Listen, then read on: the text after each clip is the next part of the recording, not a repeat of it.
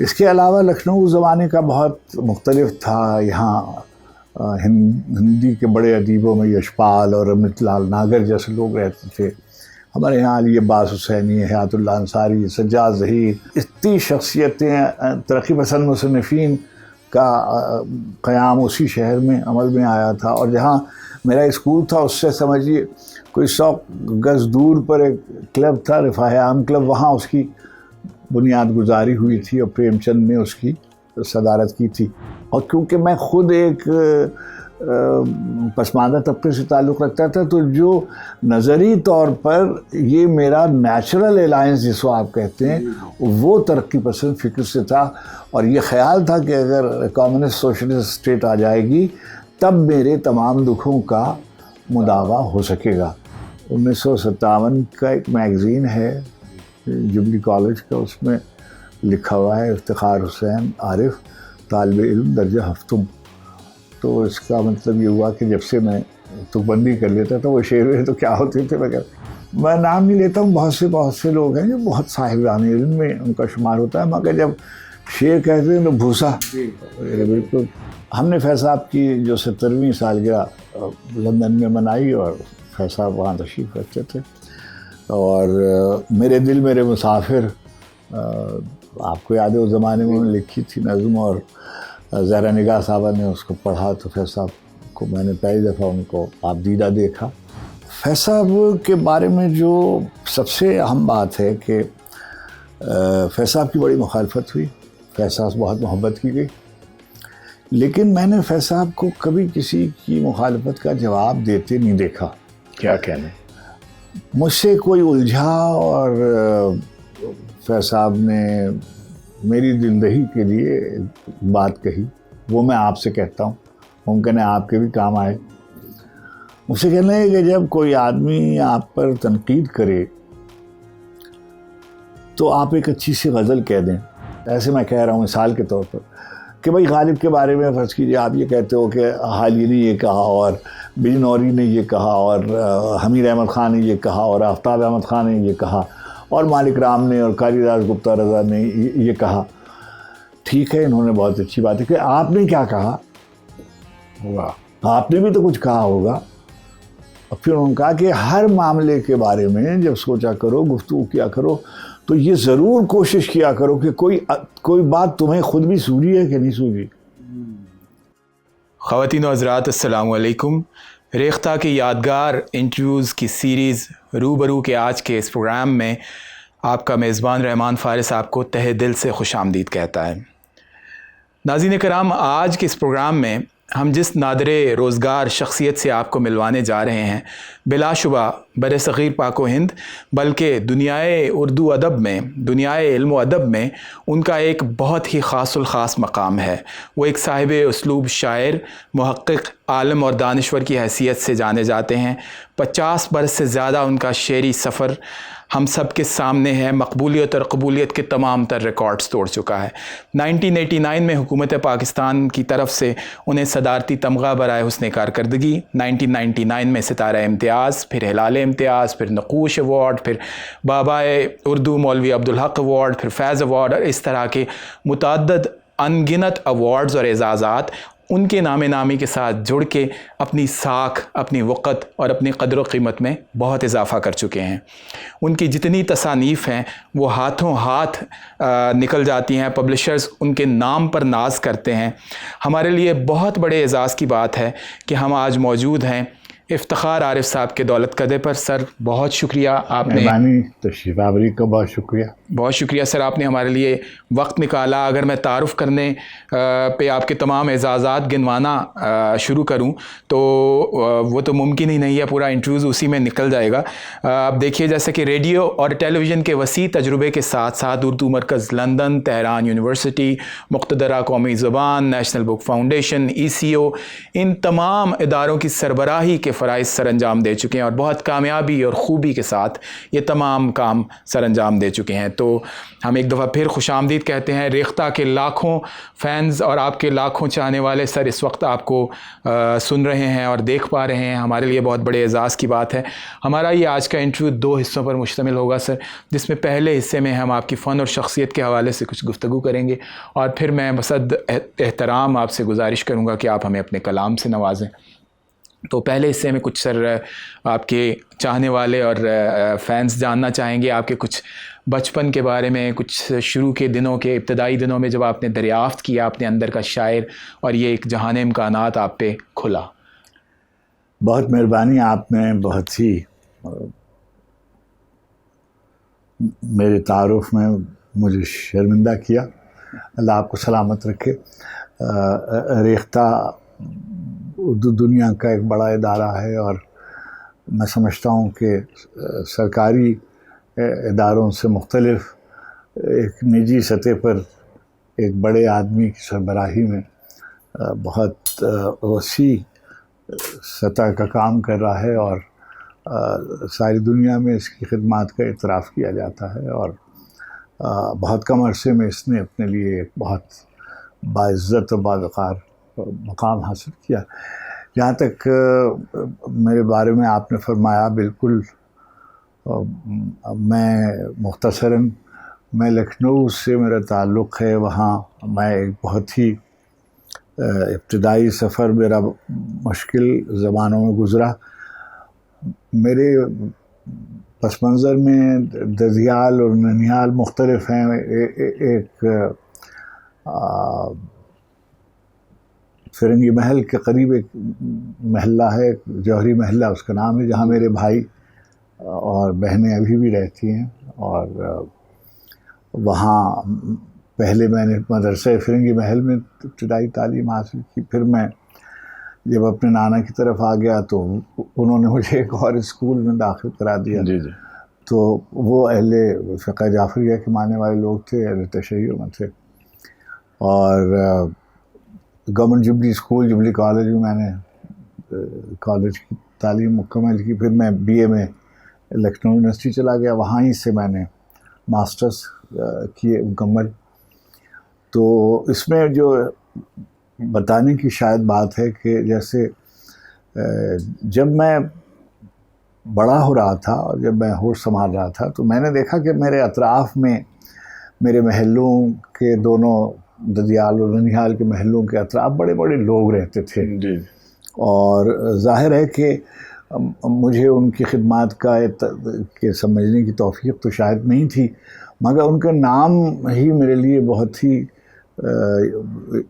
हौसला अफ़ज़ाई करता था कि मैंने उन लोगों को देखा है। जैसे अब मेरे असातिज़ा में मेरे कॉलेज में हामिदुल्लाह अफसर मेरठी साहब होते, वक़ार मुज़फ़्फ़र साहब होते और सैयद मोहम्मद अहमद साहब थे। जब मैं यूनिवर्सिटी गया तो प्रोफेसर राधा कमल मुखर्जी और प्रोफेसर शाम हुसैन और professor RC Majumdar, doctor SP Nagendra, ये मेरे असातिज़ा में ये नहीं थे कि इन्होंने मुझे उस यूनिवर्सिटी में पढ़ाया, इन्होंने बराह रास्त मुझको पढ़ाया और मुझे ये फ़ख्र हासिल है कि मैंने इनसे पढ़ा।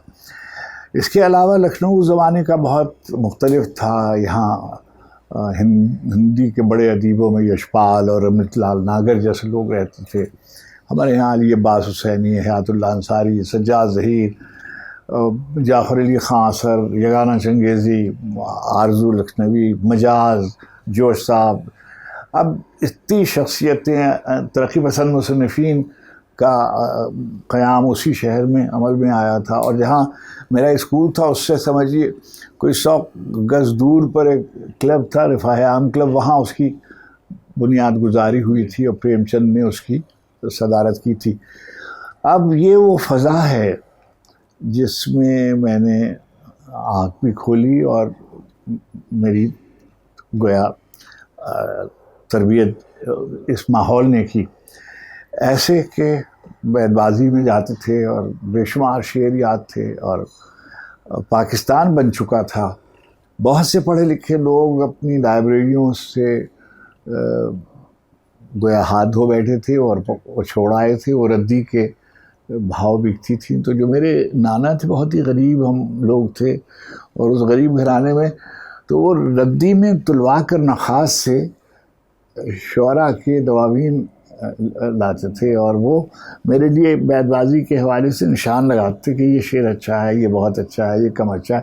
پینسلیں ہوتی تھیں سرخ اور نیلی اور ہری اور 4 رنگ کی, اور ان سے وہ نشان زد کرتے تھے. تو مجھے بے شمار شعر اساتذہ کے اور نظمیں میں نے بہت سی یاد کی ہوئی تھی جو ابھی بھی مجھے یاد ہیں. اب میں کہوں عام بچوں کو دیکھتے ہیں, وہ ان سے پوچھیں کہ آپ کون سے شاعر سے متاثر ہیں, وہ فوراً کہتا ہے کہ میں پیبلو نیرودا سے متاثر ہوں. کوئی کہتا ہے میں ایلیٹ سے متاثر ہوں. میں تو کوئی ایلیٹ سے متاثر نہیں تھا, میں کوئی عزرا پاؤنڈ سے متاثر نہیں تھا, میں آکٹاویا پاز یا پیبلو نیرودا سے متاثر نہیں تھا. میں سیدھا مجاز سے متاثر تھا جن کو میں دیکھ سکتا تھا. میں جوڑ صاحب سے متاثر تھا, میں عالیہ رضا صاحب کو یا آرزو لکھنوی کو یا جعفر علی خان سر کو, ان کو میں دیکھتا تھا. فراق صاحب کو میں آتا دیکھتا تھا احتشام صاحب کے پاس. اور یہ جو ترقی پسند شعراء تھے ان کو میں پڑھتا تھا, اور ان کو میں لکھنؤ میں آتا جاتا دیکھتا تھا. تو ان کے اثرات میں نے قبول کیے ہوئے تھے. قبول کیے ہوئے کا مطلب یہ ہے کہ موضوعات, اور کیونکہ میں خود ایک پسماندہ طبقے سے تعلق رکھتا تھا, تو جو نظری طور پر یہ میرا نیچرل الائنس جس کو آپ کہتے ہیں وہ ترقی پسند فکر سے تھا. اور یہ خیال تھا کہ اگر کمیونسٹ سوشلسٹ اسٹیٹ آ جائے گی تب میرے تمام دکھوں کا مداوع ہو سکے گا. مگر اس کے ساتھ ساتھ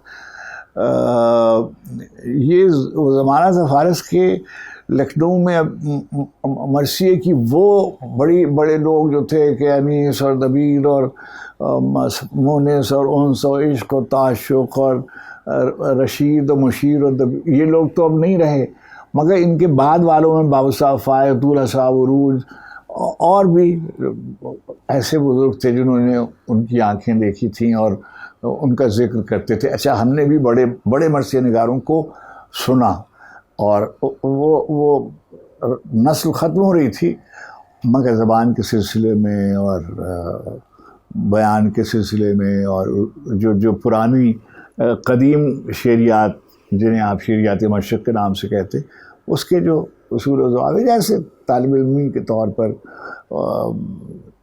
سیکھ لیے تھے, اور خود بخود فضا میں ایک طرح کا رومان تھا. اور جیسے سب رومانوی شاعر کرتے ہیں, میں نے بھی شروع میں 2-4 غزلیں اس طرح کی لکھی, اور جب میں پاکستان آیا تو میں نے شعر سنجیدہ سے, میں نے اس زمانے میں شعر لکھے. ایک آدھ مجھ پہ کوئی کام ہوا ہے جس سے پتہ چلا کہ میں 1957 کا ایک میگزین ہے جبلی کالج کا, اس میں لکھا ہوا ہے افتخار حسین عارف طالب علم درجہ ہفتم. تو اس کا مطلب یہ ہوا کہ جب سے میں تک بندی کر لیتا تھا وہ شعر تو کیا ہوتے تھے, مگر پاکستان آ کر پھر میں نے شعر کہنے شروع کی. اور اس وقت عمر کیا تھی آپ کی سر جب میں پاکستان آیا تو میں نے 21 برس کی عمر میں ایک ماسٹرز کیا, پھر میں نے دوسرا ماسٹر, تو میں نے دوسرا امتحان دیا اور میں پاکستان چلا آیا. 22 برس کی میری عمر تھی جب میں یہاں آیا, اور اب میں نے یہاں آ کر ملازمت کی تلاش شروع کی, اور اس کو ملازمت ملنے میں بہت زحمت تھی, اور میں کسی کو جانتا نہیں تھا, اور میرے کوئی یعنی جسے آپ کے یہ خونی رشتوں میں کوئی دھن نہیں تھا. والدین کے جانے والے لوگ تھے, لیکن آپ سمجھ سکتے ہیں کہ کیسے. تو ہجرت کر کے آپ پہلے کراچی آئے تھے کیا؟ جی, میں کراچی آیا, اور اب وہاں جب فیض صاحب تشریف فرما تھے اس زمانے میں کراچی میں, اور سبت حسن صاحب تھے, تو ان لوگوں کے نام میرے احتشام صاحب جو میرے استاد تھے, انہوں نے خط رقے جسے کہتے تعارفی کی, یہ لڑکا جو ہے یہ میرا شاگرد ہے اور یہ وہاں آ رہا ہے, اور اس کا خیال رکھیے, جیسے بچوں کو دے دیتے ہیں ریفرنس لیٹر کے طور پر. جی ہاں بالکل تعارفی. تو فیض صاحب بیچارے ہمیں لے کر اس زمانے میں عبداللہ کالج کے پرنسپل تھے, کھڈے میں لیاری کے قریب ایک جگہ تھی, وہاں وہ پرنسپل تھے. تو فیض صاحب سے آپ کی پہلی ملاقات جو ہے وہ کراچی ہی میں ہوئی؟ کراچی میں. اب جب وہ بیچارے کئی کالجز میں 1 یا 2 کالجوں میں مجھے لے کے بھی گئے سفارش کے طور پر, مگر میرا نہیں ہو سکا وہاں، اس لیے کہ میرے ڈسپلنز ابھی تک صرف سوشیالوجی میں کا رزلٹ آیا ہوا تھا اور اسی کی ڈگری میرے پاس تھی. اس وقت تک دوسری ڈگری ابھی میں نے تو امتحان دیا تھا اور میں بھاگ آیا تھا. خیر، تو میرے ایک بزرگ لکھنؤ یونیورسٹی کے تھے یاور مہدی، جو ریڈیو پاکستان کے بہت مشہور کنٹرولر بھی ہوئے، اور وہ ریڈیو پاکستان میں اس زمانے میں کام کرتے تھے. اور وہ کام کر ایک پروگرام کیا کرتے تھے، بزم طلباء اس کا نام تھا. وہ طالب علموں کی اسٹوڈنٹس میگزین. وہ بیچارے پھر مجھے لے کر جہاں جہاں وہ پرنسپلس کو جانتے تھے لے کے گئے. پھر ایک دن غصے میں آ کے کہنے لگے میں چھوڑو، تم یہ پڑھانا لکھنا چھوڑو، تم آڈیشن دے دو. میں نے کہا میں تو کبھی کوئی کیا نہیں ہوا. اب میرا جناب آڈیشن ہوا اور میں ریڈیو پاکستان میں خبریں پڑھنے لگا.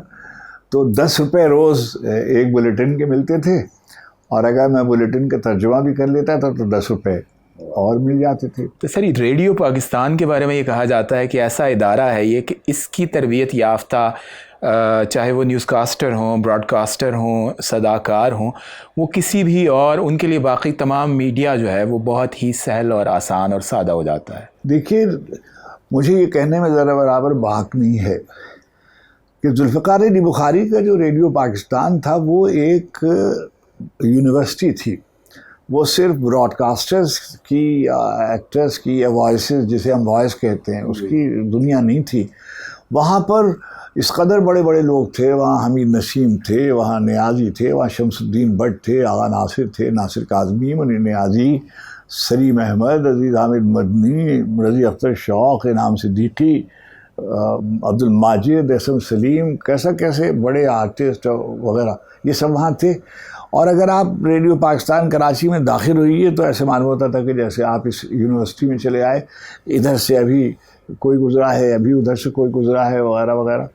تو اب اسی اثناء میں سلیم گیلانی صاحب جو بعد میں ریڈیو پاکستان کے ڈائریکٹر جنرل بھی ہوئے، وہ میرے ایک طرح سے محسن تھے، اور انہوں نے زندگی کی بنیاد گزاری میں یاور بھائی کے بعد بنیادی کردار ادا کیا. انہوں نے مجھے ریڈیو پاکستان میں ایک تو میری بلیٹنز کی تعداد زیادہ کر دی اور میرے پیسے مجھے بڑھ گئے. اسی اثناء میں ملک میں ٹی وی آ گیا، اور مڈ 60s کی بات کر جی ہاں 67 کے قریب. جی.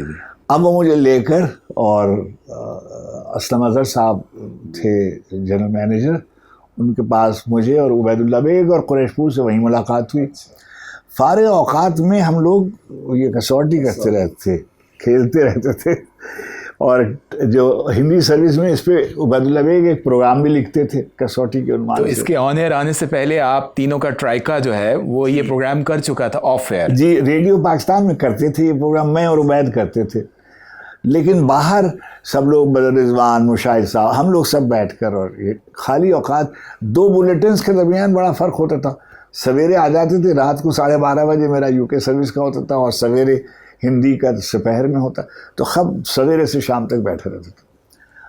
تو سلیم گیلانی صاحب نے مجھے میرے پیسے بڑھا دیے. اور اگر میں غلط نہیں ہوں تو جو اس زمانے میں جو آرٹسٹ ہوتے تھے باہر کے، وائسر جنہیں کہتے، انہیں اتنے پیسے صرف مجھے ملتے تھے. اور طاہرہ واسطی جو ہماری بہت مشہور ایکٹریس ہیں، جی ان کے جو شوہر تھے رضوان واسطی، وہ انگریزی میں خبریں پڑھتے تھے. ایکٹر تو وہ جیسے بھی تھے، میں اس پہ کیا عرض کروں، مگر وہ بہت اچھی خبریں پڑھتے تھے. تو رضوان بھائی اور میں اردو میں پڑھتا تھا، وہ انگریزی میں پڑھتے تھے. اب ہم ریڈیو ٹی وی پہ چلے گئے تو وہاں ہم نے کسوٹی شروع کیا. کسوٹی لائیو ہوتا تھا. اور اس زمانے میں دیکھتے دیکھتے وہ بہت مشہور ہو گیا، مقبول ترین پروگرام بن گیا تھا. ذہنی آزمائش کا فارغ سمجھیے کہ سمپل فارمیٹ تھا. 2 آدمی ادھر بیٹھے ہوئے ہیں، ایک کمپیئر ادھر بیٹھا ہوا ہے، کمپیئر کے ساتھ سوال پوچھنے والا بیٹھا ہوا ہے. اس نے سوال لکھا ہوا ہے، اب ہم بتا رہے ہیں، کوئی اس میں دشواری نہیں. اچھا، جن کو لوگ جو آپ کو معلوم ہے وہ آسان ہے سوال پوچھنا، جو آپ کو نہیں معلوم ہے وہ مشکل سوال ہے. نتیجہ کیا ہوا کہ چند ہی مہینوں کے اندر وہ جو کسوٹی تھا وہ لوگ اپنے گھروں پہ کھیلنے لگے اور بزرگ اپنے بچوں کو لے کے بیٹھ جاتے تھے کہ یہ لڑکے جو ہیں یہ ایسے باتیں کرتے ہیں اور یہ اس طرح کی گفتگو کرتے ہیں، ایسے بیٹھتے ہیں، ایسے.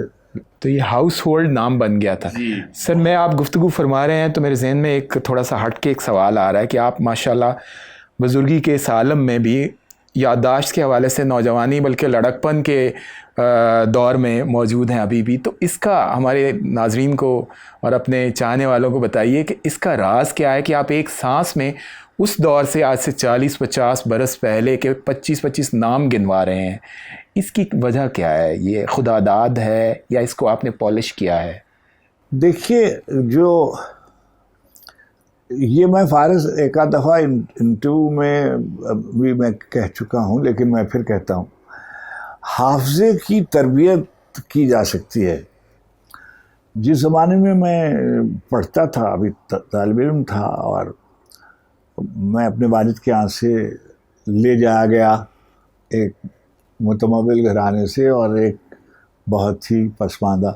تو ہمارے گھر میں روشنی نہیں تھی اور وہاں لالٹین کی روشنی میں ہم پڑھتے تھے. بجلی نہیں تھی یعنی، تو روشنی میں ہم پڑھتے تھے. اور جو تیل ہوتا تھا لالٹین کا وہ سمجھیے 11 بجے 11:30 بجے 10:30 بجے ختم ہو جاتا تھا. اب کیا کریں، نیند تو ہماری اچک چکی ہوتی تھی. تو جو کچھ ہم نے پڑھا ہوتا تھا اس کا اعادہ کر دہراتے رہتے تھے تائیں کہ نیند آ جاتی تھی.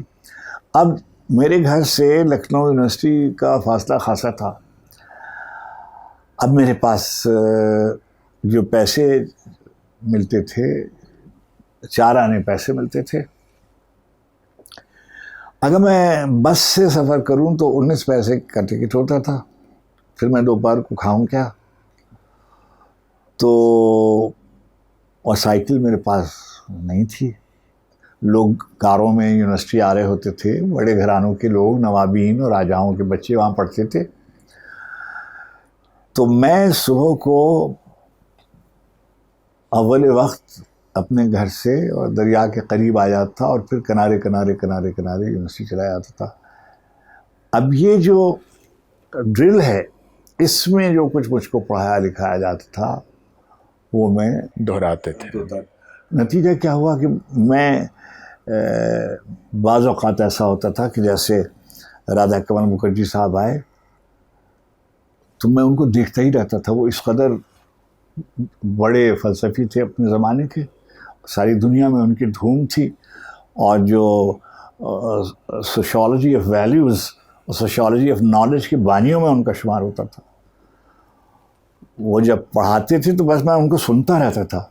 اور میری اب ہم تو کوئی انگریزی اسکول کے پڑھے ہوئے نہیں تھے، تو ہماری انگریزی تو بالکل ہی ناقص تھی.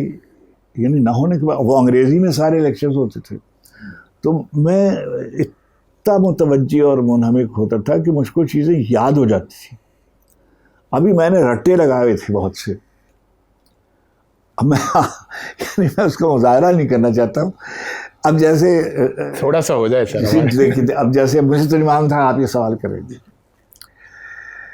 ایک دن میرے ایک سیکرٹری تھے، ان کے کمرے پہ ایک کتاب پڑھی تھی. یہ جو نعمان الحق ہے، نعمان الحق کی کتاب ان کے میز پہ پڑھی ہوئی تھی. تو میں ان سے ایسے ہی انہوں نے سوال پوچھا یہ حافظے کے سلسلے میں نے کہا یہ کتاب اٹھائیے. میں نے کہا جب میں پڑھتا تھا کالج میں تو جیسے ہوتا نا کہ آپ کا پسندیدہ شاعر، آپ کا پسندیدہ دوست، تو میں نے کہا میں نے رٹا لگا ہوا تھا غالب پر. گر شعر و سخن بدہرائیں بودے دیوان مراز شہرت پرویں بودے غالب اگر ان فن سخنیں دی بودے این دیرا کتاب ایزدی این بودے. ہندوستان کی الہامی کتابیں 2 ہیں، مقدس فیض یا دیوان غالب. اب یہ محاسن کلام غالب کا جیسے ہی آپ کھولیے تو ابتدائیہ یہ ہے. اچھا، اب یہ اس زمانے کا مجھے ہو گیا حافظے میں پڑا ہوا ہے. اسی طریقے سے بہت سے اشعار، بے شمار اشعار ایسے ہیں کہ جو اس زمانے میں یاد کیے اور ابھی تک موجود ہیں. مرثیے کے بند ہمیں یاد تھے اور شاید یاد بھی ہیں. اور تو تربیت شاید حافظے کی دی. لیکن دیکھیے عمر جو ہے اس کے اپنے مطالبات ہوتے ہیں. یعنی ممکن نہیں ہے کہ یہ تمام عمر ایسے ہی رہے. کم بھی ہو رہا ہوگا، یعنی کچھ چیزیں بھول بھی رہی ہوں گی، لیکن اب یہ جو باتیں ہم کر رہے ہیں یہ ہم کبھی کبھی اس کا اعادہ ہوتا رہتا ہے، پوچھتے رہتے ہیں، تو یہ بھی ہے. لیکن اللہ کا بہت کرم ہے. دیکھیے وہ یاد کرا دیتے ہیں، وہ ان کی مرضی وہ بھلا دیتے ہیں بہت سے واقعات کو. اور اگر ہمارا حافظہ، امیر المومنین نے فرمایا کہ جب کوئی مر جاتا ہے تو ہم نوحہ کرتے ہیں، اگر ہمیں صبر نہ دیا جاتا تو ہمارے کلیجے پھٹ جاتے اگر ہمیں یہ باتیں یاد رہتی. کیا کہنے ہے نا؟ اگر یہ ایک بھلا سا شعر بھی ہے سر کہ یاد ماضی عذاب ہے یار، ہاں جی ہاں چھین لے مجھ سے حافظہ میرا. تو یہ جو ہے یہ وہ بھی ہوتا ہے. بعض اوقات اس کی ایک تکلیف بھی ہوتی ہے. تکلیف یہ ہوتی ہے کہ ہم بعض چیزوں کو بھولنا چاہتے ہیں. ہمیں جس نے گالی دی ہے ہم بھولتے نہیں. مجھے ابھی تک یاد ہے کہ مجھ کو پہلی بار کس نے گالی دی تھی. میرے ایک عزیز تھے، وہ بیٹھے ہوئے تھے، انہوں نے سگریٹ پی اور پی کر مجھ سے کہا کہ یہ اگالدان میں ڈال. اس زمانے میں ایشٹریز وغیرہ تو نہیں ہوتی تھی گھر پہ، یعنی کم از کم میرے گھر میں نہیں تھی. تو میری دادی کے ساتھ وہ بیٹھے ہوئے تھے، تو مجھے کہا کہ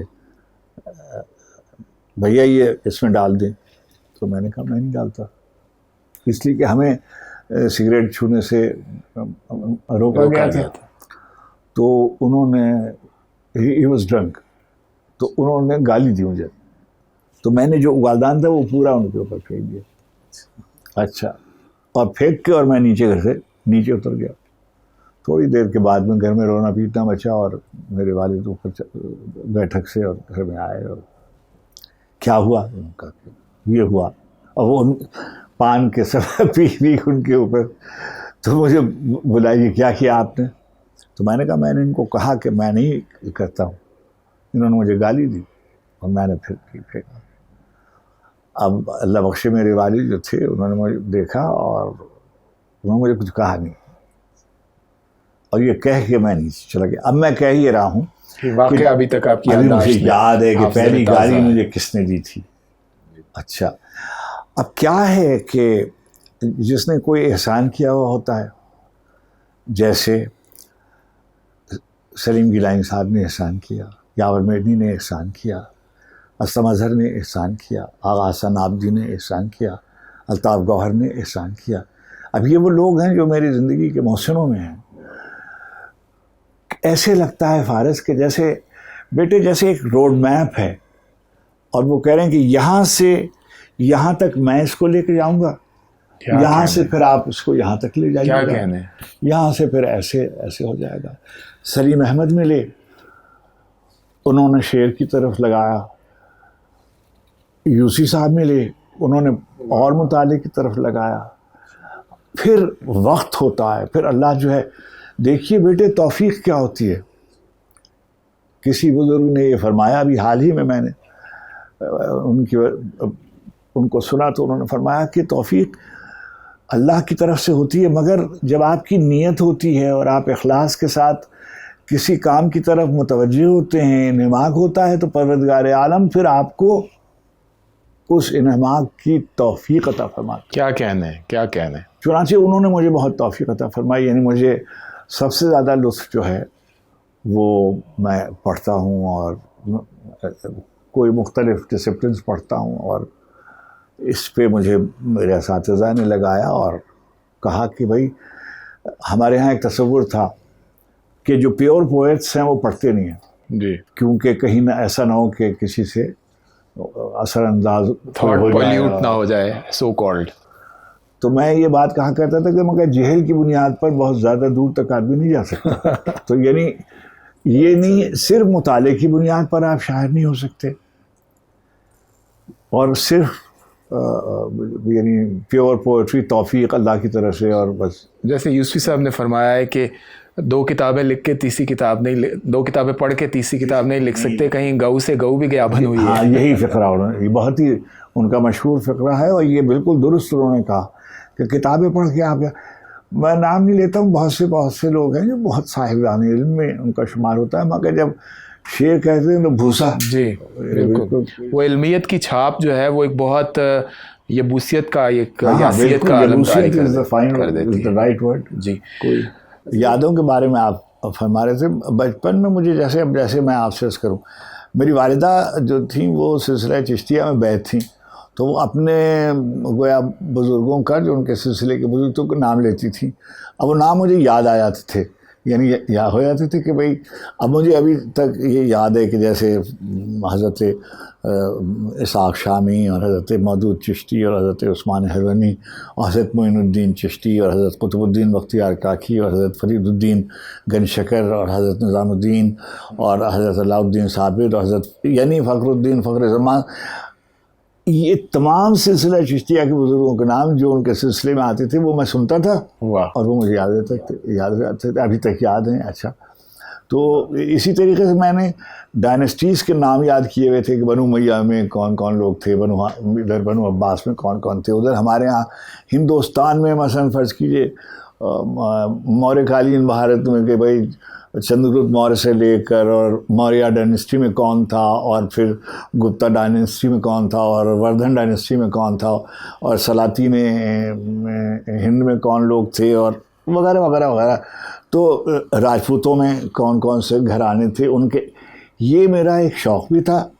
اور اللہ سبحانہ تعالیٰ نے کرم فرمایا کہ وہ سب محفوظ بھی تھے. ابھی میرے ڈسپلن کا حصہ نہیں تھے, یہ میں نے اپنے ڈسپلن سے ہٹ کے ابھی آپ یہ دیکھیے, یہ پیچھے آپ کے رکھی ہوئی ہیں, میں نے طالب علموں کی طرح جو بھی میری بساط تھی, فارسی کی, ہندی کی, انگریزی کی, شاعری, ادب, ترجموں میں ہی ظاہر پڑھ سکتے ہیں, کوشش کی, پڑھتے رہتے ہیں کہ اللہ سبحانہ تعالیٰ کوئی نہ کوئی اس میں راستہ دکھاتے رہتے ہیں اور سجھاتے رہتے ہیں. سر یہ آپ نے تو جن شخصیات کے ساتھ وقت گزارا, جس طرح کی ماشاءاللہ اللہ نے آپ کو یادداشت دے رکھی ہے, آپ کے حافظے پر ان کے بہت سارے واقعات نقش ہوں گے, تو فیض صاحب کے حوالے سے آپ کی کراچی میں جو ملاقات ہوئی اس کے بعد آپ نے بہت وقت گزارا, یہاں تک کہ آپ اردو مرکز لنڈن میں بھی فیض صاحب کے ساتھ کافی یادگار وقت آپ کو گزرا, جو کہ مختلف ڈاکیومنٹس میں موجود ہے. اس حوالے سے کچھ یادیں ہمارے ساتھ شیئر جی, میں گزارش کروں کہ جب ہم نے فیض صاحب کی جو 70ویں سالگرہ لندن میں منائی, اور فیض صاحب وہاں تشریف رکھتے تھے, اور میرے دل میرے مسافر آپ کو یاد ہے اس زمانے میں انہوں نے لکھی تھی نظم, اور زہرا نگاہ صاحبہ نے اس کو پڑھا, تو فیض صاحب کو میں نے پہلی دفعہ ان کو آپ دیدہ دیکھا, اور ریال فیصل تھے, ضیاء الدین تھے, میں نے بھی کچھ شعر پڑھے تھے ان کے. فیض صاحب کے بارے میں جو سب سے اہم بات ہے کہ فیض صاحب کی بڑی مخالفت ہوئی, فیض صاحب سے بہت محبت کی گئی, لیکن میں نے فیض صاحب کو کبھی کسی کی مخالفت کا جواب دیتے نہیں دیکھا. کیا کہنے, مجھ سے کوئی الجھا اور فیض صاحب نے میری دلدہی کے لیے بات کہی, وہ میں آپ سے کہتا ہوں, ممکن ہے آپ کے بھی کام آئے. مجھ سے کہنا ہے کہ جب کوئی آدمی آپ پر تنقید کرے تو آپ ایک اچھی سی غزل کہہ دیں. واہ. پھر میں نے لکھا کہ میں نے بھی وضاحت کبھی نہیں کی کسی بات کی. جی جی بالکل. فیض صاحب کے نقش قدم پہ چلتے ہیں, کوشش میں نے کیا ان کے نقش قدم پہ چلنا تھا, مگر ظاہری بزرگ اس لیے تھوڑی ہوتے ہیں کہ صرف اس کا ذکر کیا جائے, اس کا ذکر بھی آپ کو قوت بخشتا ہے, مگر بہتر یہ ہے کہ اس کی پیروی کرنے کی کوشش کی جائے. تو فیض صاحب جیسے کسی سے الجھتے نہیں تھے, اور ان پہ حملے ہوتے تھے, اور جو لوگ حملے کرتے تھے ان سے بھی وہ میٹھی گفتگو کرتے تھے. ایک بات. دوسری بات میں نے فیض صاحب سیکھی کہ انہوں نے, ظاہر ہے کہ وہ بلا شبہ اپنے زمانے میں سب سے مقبول شاعر تھے. دیکھیے ترقی پسند تحریک نے بہت سے شاعر فلوٹ کیے, دو ایک ان سے پہلے سے بھی شعر کہہ رہے تھے, جیسے جو صاحب وغیرہ. جی جی. اب دیکھیے مجاز, مخدوم محی الدین, علی صدار جعفری, کیفی اعظمی, مجروح سلطان پوری, معین احسن جذبی, جانثار اختر, ظہیر کاشمیری, احمد ندیم قاسمی, یہ سب وہ لوگ ہیں جو ترقی پسند تحریک میں فلوٹ کیے یا جن کی توثیق اور ساحر لدھیانوی جن کی گویا پشت پناہی کی.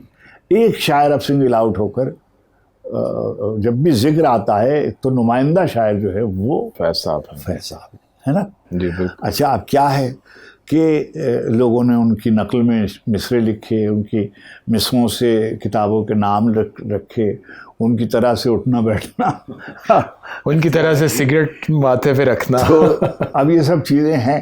لیکن کہنے کا مطلب یہ ہے کہ ایک بات. دوسری بات, فیض صاحب بہت پڑھتے تھے.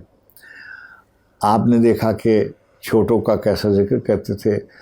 مثلاً انہوں نے سرمد کا ذکر کیا, بہت محبت سے ذکر, میرا ذکر کیا, بہت محبت سے ذکر کیا.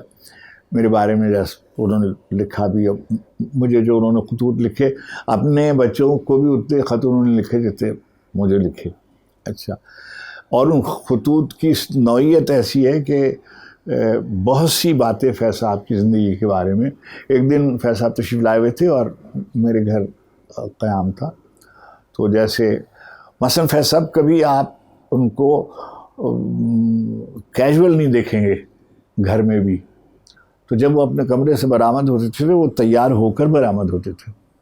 یعنی جو ہمارے ہاں شعراء اور ادیبوں کا ایک تصور ہے کہ بالکل یعنی جتنے گندے ہوں گے اور جتنا لباس جو ہے وہ سیدھا ہوگا اور آلودہ ہوں گے اور وغیرہ وغیرہ. میں نہیں اس پہ تصویر میں نہیں جانا چاہتا. فیصلہ بہت ہر وقت صاف ستھرے اور برآمد ہوتے. ایک دن تشریف لائے تو مجھے کہنے لگے کہ سونے کے لیے جانے لگے. تو کہنے لگے ذرا کوئی کتاب دیجیے گا رات کے لیے. تو میں نے کہا کہ سر آپ کے کمرے میں کتابیں وہاں لگی ہوئی ہیں. کہنے نہیں, آپ نکال کے دے دی. میں نے ایک چھوٹی سی کتاب دے دی, ایسے ہی جدید مغرب کی گمراہیاں, محمد حسن عسکری کی. اچھا وہ جناب لے گئے کمرے میں. سویرے جب ناشتے کی میز پہ آئے تو کہنے لگے کہ بھائی افتخار یہ میں کتاب لے جا رہا ہوں. تو میں نے کہا سر اس پہ لکھ دیجیے گا کچھ. تو انہوں نے مجھے 6 صفحے کا خط لکھا اور اس میں انہوں نے عسکری صاحب کی تعریف کی, مگر ان کا ایک بہت ہی زبردست کرٹیک کیا. وہ میں نے صفت حسن صاحب تشریف لائے, میں نے ان کو دکھایا, انہوں نے انگریزی میں ترجمہ کر کے اس کو چھاپ دیا. وہ میری کتاب میں بھی موجود ہے. تو فیض صاحب اچھا الرٹ تھے بہت. یعنی روس کے جو شاعر جیسے پاکستان ہندوستان میں وہ مشہور تھے, اسی طریقے سے سردار جعفری صاحب نے پہلی دفعہ روس صاحب کو جسے کہتے ہیں لانچ کیا ماسکو میں. یہ لکھا گیا ہوا ہے. اور جو فیض صاحب کی بایوگرافر ہماری ایک دوست ہیں لودمیلا وسیلیوا, تو میلا نے اس میں یہ کوٹ کیا ہے کہ ایک تقریب میں سردار بھائی نے وہاں ذکر کیا کہ ہمارے یہاں اس وقت سب سے اچھے شاعر فیض ہیں. پھر فیض صاحب وہاں تشریف لے گئے. تو سارے جو چنگے, تو میری نیاز بندی ہے بہت سے لوگوں سے, وہ سب میں تو اس قابل نہیں تھا, میں نے انہیریٹ کیا ان سے. چنگیز اعتماد توف, ریما کازاکاوا, رسول حمزہ توف, وازنزینسکی, یفتشنکو, لودمیلا وسیلیوا, امیر اسلگانک, اندرے سخوچوف, یہ سارے کے سارے جو رشین سوویت یونین کے زمانے کے جو لوگ تھے وہ سب فیض صاحب کے دوست سے نیاز مند. بعض تو بیشتر ان کے نیاز مند تھے. میں چنگیز, آپ نے نام سنا ہوگا رسول حمزہ توف کا. میں جب گیا تو وہ داغستان سے بلائے گئے. میرا داغستان والے. ہاں, اب وہ داغستان سے آ گئے. اور بیگم صاحبہ بھی ان کی, جو اس وقت غالباً دوسری بیگم تھی ان کی. اور میرے لیے ایک بہت وافر مقدار میں کچھ ایسے مشروبات لائے جس کا مجھے کوئی شغف نہیں. تو وہ جب انہوں نے مجھے جیسے کہیے اس قدر, تو جو میری بعد میں میری دوست ہیں, اب اس وقت وہ میرے مترجم تھی میری, انہوں نے کہا کہ اس تو کوچے کا آدمی نہیں ہے وہ. اچھا سب لوگ آپس میں الجھے, جیسے وازنزینسکی اور یفتشنکو, یہ دونوں ایک دوسرے کے کمو دیکھنے کے روادار نہیں تھے. مگر فیض صاحب کی تقریب میں دونوں آتے, دونوں کی نظمیں موجود ہیں فیض صاحب کی. فیض صاحب کے جو ترجمے ہوئے ہیں ریما کھاداکاوا کے ترجمے ہیں, میرا سلگانی کے ترجمے ہیں. فیض صاحب سے روس میں بہت محبت کی گئی. میں ایک بات کہتا رہتا ہوں, جیسے ہم لوگ جاتے ہیں, ہمارا تعارف ہوتا ہے کہ یہ بھائی پاکستان سے آئے ہیں اور یہ اردو میں شعر کہتے ہیں, ہے نا. وہ کہتے ہیں کہ اچھا آپ اس زبان میں شعر کہتے ہو جیسے فیض کہتے ہیں. واہ واہ واہ, یہ کتنے بڑے اعزاز کی بات. ایک میں واقعہ سناؤں, پھر میں دوسری طرف. آپ فیض صاحب نے یہ مجھے سنایا. فیض صاحب لکھنؤ تشریف لے گئے, یعنی کس بار بہت دفعہ جا چکے تھے. فیض صاحب انجمن ترقی پسند مصنفین کے, بہت سے کم لوگوں کو یہ بات معلوم ہے کہ انجمن ترقی پسند مصنفین کے پہلے اجلاس 1936 میں فیض صاحب پنجاب کے وفد کے ساتھ تشریف لے گئے تھے, اور جو ترقی پسند مصنفین کی ڈرافٹ کمیٹی تھی اس کے رکن تھے. فیض صاحب کی عمر اس وقت 25, 26, 27 برس کی تھی. ٹھیک, تو وہ لکھنؤ گئے. اب یہ اس واقعے کو وہ جو سنا رہے ہیں مجھے کہ بھائی وہ میں تمہارے شہر گیا تھا اور وہ تمہارے استاد نے میرے بارے میں بہت شرمندہ کیا. اب بتا نہیں رہے کہ کیا کیا. اچھا, یعنی مجھے یہ نہیں بتا رہے کہ ہوا کیا. اب مجھے پتہ چلا کہ جب یہ وہاں گئے تو بارادری میں ان کے اعزاز میں, لکھنؤ میں جو محل تھا بادشاہ کا, واجد علی شاہ کا, بارادری میں ان کے ساتھ ایک شام ہوئی, اور اس میں اس کی صدارت شبیر حسن نونہروی جو صدر شعبہ اردو تھے اور میرے استاد تھے, ان کی قدم بوسی میرے لیے باعث سعادت و عزت تھی اور ہے آج بھی. انہوں نے صدارت فرمائی. جب صدارتی کلمات کہنے کے لیے وہ تشریف لائے تو انہوں نے ایک جملہ کہا کہ آج سے 150-200 سال پیشتر جب میر تقی میر لکھنؤ میں وارد ہوئے تھے تب ایک تاریخی واقعہ ہوا تھا, آج فیض آئے ہیں, یہ دوسرا تاریخی واقعہ. واہ. اچھا, واہ واہ. اب دیکھیے فیض صاحب شرما کے کہنے لگے کہ اس قدر وہ الرٹ تھے کہ انہوں نے کہا کہ آپ نے میری عزت کی, میری زبان کی عزت کی, میرے ملک کی عزت کی. میں یہ بات کہنا چاہتا ہوں کہ وہ 70 برس سے عمر تجاوز کر گئی تھی. ایک بوڑھا آدمی جلاوطن کی منزل میں بھی اپنے ملک عزیز کے بارے میں کبھی کوئی کلمہ ناسزا انہوں نے نہیں کہا. سبحان اللہ. جیوتی باسو کی حکومت آئی. یہ میں اس لیے کہہ رہا ہوں کہ کوئی ریکارڈ کرنا چاہے تو وہ اس کو ریکارڈ کرے, کہیں نقل کرنا چاہے تو وہ میرے حوالے سے نقل کر سکتا ہے. جیوتی باسو کی بنگال میں حکومت آئی, ان کے لیے اقبال چیئر قائم کی گئی. اور جب فیض صاحب سے کہا گیا تو انہوں نے بہت شکریہ ادا کیا کہ ظاہر ہے کمیونسٹوں کی حکومت تھی اور وہ سب فیض صاحب کے نیاز مندوں میں تھے. مگر فیض صاحب نے بیروت میں بہت مشکل کے دن گزارے. یہ جو لوگ سمجھتے ہیں نا کہ جو باہر لوگ رہتے ہیں بڑے عیش کرتے ہیں, جی گولے بمباری ہو رہی ہوتی تھی. آپ وہ میرے دل میرے مسافر کی جو بیشتر یہ در کھلا میرے غم کا دے کا, یہ آ گئے میرے ملنے والے, یہ اس وقت لکھی گئی کہ رات کو بمباری ہو رہی تھی اور ان کے ڈرائیور کے ہاں حادثہ ہوا. اور اب وہ فیض صاحب نے مجھے خط میں لکھا کہ لیکن کچھ تک بندی ہو رہی ہے, وہ تمہیں بھیج رہا ہوں. اور یہ نظم ہے, یہ در کھلا میرے غم کدے کا, یہ آ گئے میرے ملنے والے, یا دوپہر آئی کیا شولوں کے تازیہ میں, یہ آئے سب میرے ملنے والے پہ, کون کب آیا کب گیا ہے, دل و نظر کو خبر کہاں ہے, سوال سوئے وطن روا ہے, سمندروں کی عیال تھامے, جی سمندروں کی عیال تھامے, خیال سوئے وطن رواں ہے, کئی طرح کے سوال تھامے, یہ در کھلا میرے غم کا دیکھا, یہ آ گئے میرے ملنے والے. اچھا, یعنی فارس بہت برسوں کے بعد انتقال کے 4 برس کے بعد تیونس میں افرو ایشین رائٹرز کا اجلاس ہوا. پاکستان سے اس وفد میں صفدر میر صاحب کو صدارت فرمانی تھی, اس قیادت فرمانی تھی, اور بیگم فیض اس کی رکن تھی, اور مجھے عزت بخشی گئی کہ میں بھی آؤں. چنانچہ میں بعد میں حکومت وقت نے شاید صدر بھائی کو جانے کی اجازت نہیں دی. ماما بیگم فیض جو تھی وہ وہاں پہنچ گئی, میں وہاں پہنچ گیا.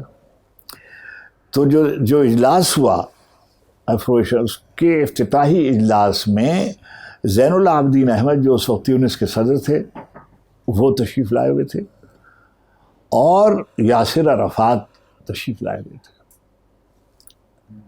اتنی دیر میں ماما داخل ہوئی اور میں ان کے ہم رکاب پیچھے پیچھے, یعنی ظاہر ہے کہ میں ایک جیسے ہی ہال میں داخل ہوئی ہیں پورا ہال جو تھا, پہلے ایک نے دوسرے سے تیسرے سے پوچھا کہ یہ کون ہے, یہ کون ہے, بیوی کون ہے, ان کا یہ فیض کی بیوی. تو پورا ہال کھڑے ہو کے کلیپ کو اس نے کیا. ماما نے مجھے کہا کہ افتخار ہوا, ہمیں معین بسیسو کے یہاں جانا ہے, اور ابو جہاد جو شہید کیے گئے تھے اسرائیل میں, ہمیں ان کے یہاں تعزیت کے لیے جانا ہے. ایکولی امپورٹنٹ ایلس فیض ان کی زندگی میں, ان کی بیوی تو تھی ہی, کامریڈری کا حق ادا کیا, کیا کہنا ہے, اور آخر وقت تک انہوں نے اس رشتے کو نبھا. اور کوئی بیگم ایلس فیض کے نام جو خطوط ہیں فیض صاحب کے قید خانے سے, اور قید خانے سے جو خطوط ان کی ہمت اور حوصلے کی داد کے لیے لکھے ہیں, بچوں کے لیے لکھے ہیں, وہ ہماری تاریخ کا حصہ ہیں. ہمارے ہاں لوگ اپنے بڑوں کو بہت احسان کرتے ہیں. کسی ایک شخص کو ادبی زندگی میں, تہذیبی زندگی میں اتنا نہیں سراہا گیا جتنا فیض صاحب کو سراہا گیا. ملک میں فارس میں اتنے دیر مختلف اداروں سے وابستہ رہا, میں دیکھتا ہوں حکومتیں بدلتی رہتی ہیں. جب حکومت بدلتی ہے ایک نئی تعلیمی پالیسی آ جاتی ہے, ایک نئی کلچرل پالیسی آ جاتی ہے. کوئی کلچرل پالیسی ایسی نہیں ہوتی جو فیض صاحب کے حوالے کے بغیر, فیض کے ذکر کے بغیر مکمل نہیں ہو پاتی کچھ بھی. انہوں نے بہت بڑے خوش نصیب آدمی تھے. ویسے کیا یونیورسلی ایکسیپٹیبل تھے سب کوئی کے لیے. جدھر بھی جو جب بھی چھوٹی نظمیں ہیں, چھوٹی سی نظمیں بول مثلاً, جی, بڑی احتجاجی نظموں پر اور صفوں پہ حاوی ہے. وہ چھوٹی سے کتنے مصرے, 8-10 مصرے ہیں مگر کیا. کوئی لو پوئمز انہوں نے لکھی, انہوں نے موضوع سخن لکھی, انہوں نے شب تنہائی لکھی, انہوں نے ترجمہ کرتے ہیں تو اصل جو ہے وہ اس سے زیادہ خوبصورت ترجمہ لگنے لگتا ہے.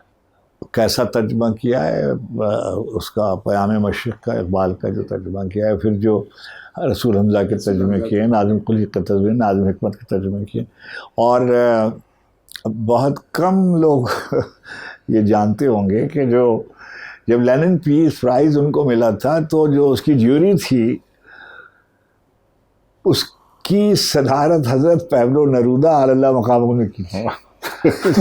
یہ بہت کم لوگ جانتے کہ وہ جو جیوری تھی جس میں ساری دنیا کے بڑے لوگ شامل ہوتے تھے, تو فیض صاحب والے اس میں, اور بس اللہ نے ان کا بہت. سر وہ دیکھیے 4-5 لائنوں کی ہے کہ اس نے جب بولنا نہ سیکھا تھا اس کی ہر بات میں سمجھتی تھی. اب وہ شاعر بنا ہے نام خدا, لیکن اب ایک بات بھی اس کی میرے پلے ذرا نہیں پڑتی. بس کیسے شاعر تھے وہ, کیسے عظیم آدمی تھے. سر کچھ مشتاق احمد یوسفی کے حوالے سے بھی اپنی یادیں شیئر کیجیے گا ہمارے ساتھ. یوسفی صاحب نے میرے بارے میں ایک مضمون لکھا لمبا, اور اس میں میری لپیٹ لگائی ہے بہت, اور مجھ کو میری تعریف بہت کیا. آخر زمانے میں جب طبیعت ان کی خراب رہنے لگی تو ہم جاتے تھے تو کوئی قدم بوسی کو بیٹھ جاتے. افتخار تم کب آئے لندن سے؟ اب میں کہہ دیتا ہم آپ ساتھ آئے تھے. وہ بھولنے لگے تھے. جی. اچھا ہاں, اچھا تھوڑی دیر چائے پی لی جیسے. افتخار تم کب آئے لندن سے؟ اچھا میں نے کہا کہ سر رات کو تو آپ کے ساتھ ہم نے کھانا کھایا. اچھا ہاں, اچھا اب کیا ہوا کہ اب یہ کہنے کی بات نہیں ہے، لوگ اس کو جانے کیا سمجھیں گے، مگر جو ان کا جو چھوٹا سا کمرہ آخر میں جو جس میں وہ جی جی زیادہ رہتے تھے، کتابیں تھیں، تو ایک طرف کوئی تصویر لگی ہوئی تھی، اس میں ان کے 2 دوستوں کی تصویر تھی، بھابھی کی تصویر لگی ہوئی تھی، اور بے پناہ محبت تھی دونوں میاں بیویوں، اور وہ نہایت بہت ہی خوبصورت خاتون اور بہت ہی اعلیٰ درجے کی خاتون. بھابھی ہماری تو بالکل، ہمارے لیے تو بالکل ماں، بڑی بھابھی کی طرح تھی. ہمارے یہاں جب وہ کوئی حلوہ پکاتی، کوئی میٹھی چیز پکاتی تو میرے لیے آتی تھی، بھیجی جاتی تھی. اور ایک واقعہ انہوں نے لکھا بہت مزے کا، جی جی یوسف صاحب نے، کہ ہم بی سی سی آئی میں تھے نا، تو ہمارے ہاں یہ ہوتا تھا کہ سال میں ایک دفعہ بچوں کو اور فیملی کو اجازت ہوتی تھی اپنے ہوم ٹاؤن جانے کی. اس کے اخراجات بینک والے دیتے تھے، بی سی سی آئی والے. تو ہمارے بچے جو تھے وہ انتظار کرتے تھے کہ ہماری چھٹیاں ہوں گی تو ہم کراچی جائیں گے. اب وہ چلے جاتے تھے، اور بیگم صاحبہ بھی ان کے ساتھ کراچی چلی جاتی تھی. اچھا، یوسفی صاحب نے کھانا پکانا کہنے لگے کہ ایک دن مجھے کہنے لگے کہ افتخار تم نے کھانا پکانا شروع کرو، اور دیکھو قیمہ پکانا جو ہے وہ آسان ہے، اور میں نے کہا نہیں سر، میں نہیں پکاتا ہوں کھانا، میں نہیں پکا سکتا ہوں. تو 1-2 دن کے بعد چھوڑ دیا. اچھا، اب ایک یہ واقعہ انہوں نے لکھا ہوا ہے، اس لیے میں سنا رہا ہوں. انہوں نے لکھا کہ جب افتخار عارف کے بچے وہاں چلے جاتے ہیں تو ان کے گھر کے دروازے پر بہت سے کھانے کے ٹفن کیریئرز آتے ہیں، وہ رکھے ہوتے ہیں، اور کبھی اس میں سے جب زیادہ آ جاتے ہیں تو یہ مجھے بھیج دیتے ہیں. اچھا، یہ واقعہ لکھا اور کہا کہ ایک دن کیا ہوا کہ میں دفتر سے گھر آیا اور بچے گئے ہوئے تھے پاکستان. جب میں گھر آیا تو میرے جو چوکیدار جو وہاں ہوتا ہے سیکورٹی والا، اس نے کہا کہ mister Yousufi there is a career for you, اور اس نے ایک مجھے دیا ناشتے دان جو بھی کہیے اسے. میں نے اپنے دل میں سوچا لے کر، اور اس پہ ایک خط اس کے باہر مہکتا ہوا، یہ انہوں نے لکھا ہوا کہ اب میں لفٹ میں یہ سوچ رہا تھا کہ اب میں افتخار سے کہوں گا کہ شاعروں ہی کو نہیں آتے پکے ہوئے کھانے، نثر نگاروں کو بھی آتے. کہتے ہوئے میں گیا اور میں نے جلدی سے اپنا کوٹ جو تھا وہ ٹانگا، اور فوراً ہی میں نے وہ لفافہ جس پہ مشتاق احمد یوسفی لکھا ہوا تھا کھولا. تو اس میں لکھا ہوا تھا کہ یوسفی صاحب، میں افتخار کو فون کر رہی ہوں، وہ مل نہیں رہے ہیں، عزائے کرم یہ کھانا ان کو بھجوا دیجیے. اچھا، اب ان کا بیان میں نہیں لا سکتا، 100 جنم مر جاؤں تو کوئی. اب وہ ان کا کلیات چھپ رہا ہے دوبارہ، تو دانیہ دال چھاپ رہے. انہوں نے مجھے بھیجا، 1 مہینہ ہوا کہ میں اس کے اوپر ان کے خانوادے کا اور پبلشرز کا یہ ہے کہ افتخار کچھ اس پہ لکھ دیں. اس سے جب میں پڑھنے بیٹھتا ہوں تو مجھ کو رونا آتا ہے کہ یعنی میرے باپ نے بھی مجھ پر اتنی شفقت نہیں کی ہوگی جتنی مشتاق احمد یوسفی صاحب نے کی. واہ واہ واہ. اور میری تربیت میں مجھ کو، بیٹے میں تو یعنی کرتا پاجامہ پہنے ہوئے آیا تھا نا. اب جب بی سی سی آئی میں آیا، وہاں سب لوگ، وہاں تو سوٹوں کے مقابلے ہوتے تھے، کون سے اچھے جوتے پہنے ہوئے ہے، کون سی ٹائی کس کی جگہ کی ہے. ہم قمیصیں پہچانتے تھے، ہم سوٹ دیکھ کے بتا سکتے تھے، ہم جوتے دیکھ کے بتا سکتے تھے، کہ گھڑیاں دیکھ کے وغیرہ وغیرہ. انہوں نے مجھے بہت سی باتوں کی تربیت کی، بہت سی باتیں سکھائیں. جو سب سے بڑی بات سلیم احمد صاحب نے ایک بات کہی تھی، اس کو گویا اس میں ایک اضافہ کیا انہوں نے. جب میں ٹی وی میں تھا اور کسوٹی کرتا تھا تو سلیم احمد صاحب ایک دن مجھ کو کنارے لے گئے اور مجھ سے کہا، یہ جو تم کرتے رہتے ہو یہ کیا ہے؟ یہ معلومات ہیں نا، اس پہ کیا ناز کرنا. اب بیٹے اس زمانے میں تو ابھی یہ سوشل میڈیا والا نہیں آیا تھا کہ بھائی ذرا سی دیر میں آپ کو سب پتہ چل جاتا ہے. اس وقت تو سب چیزیں حافظے میں یا کتابوں میں وغیرہ. تو کہنے لگے کہ یہ جو جیسے تم نے کہا کہ فرض کیجئے، ایسے میں کہہ رہا ہوں مثال کے طور پر، کہ بھائی غالب کے بارے میں فرض کیجئے آپ یہ کہتے ہو کہ حالی نے یہ کہا اور بجنوری نے یہ کہا اور حمید احمد خان نے یہ کہا اور آفتاب احمد خان نے یہ کہا اور مالک رام نے اور کالی داس گپتا رضا نے یہ کہا. ٹھیک ہے، انہوں نے بہت اچھی بات ہے کہ آپ نے کیا کہا، آپ نے بھی تو کچھ کہا ہوگا. اور پھر انہوں نے کہا کہ ہر معاملے کے بارے میں جب سوچا کرو، گفتگو کیا کرو، تو یہ ضرور کوشش کیا کرو کہ کوئی بات تمہیں خود بھی سوجی ہے کہ نہیں سوجی.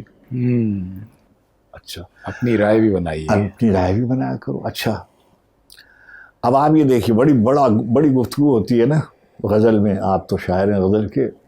تجربہ کرنا تجربہ نہ کرنے سے بہتر ہے. لیکن اگر وہ تجربہ آپ کے لیے کوئی راستہ ہموار نہیں کرتا تو پھر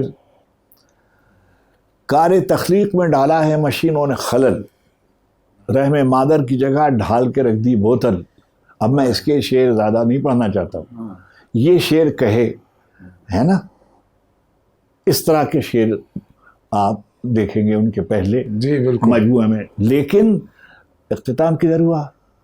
وہ ہاتھ میں آیا ہے آدھی رات کے بعد.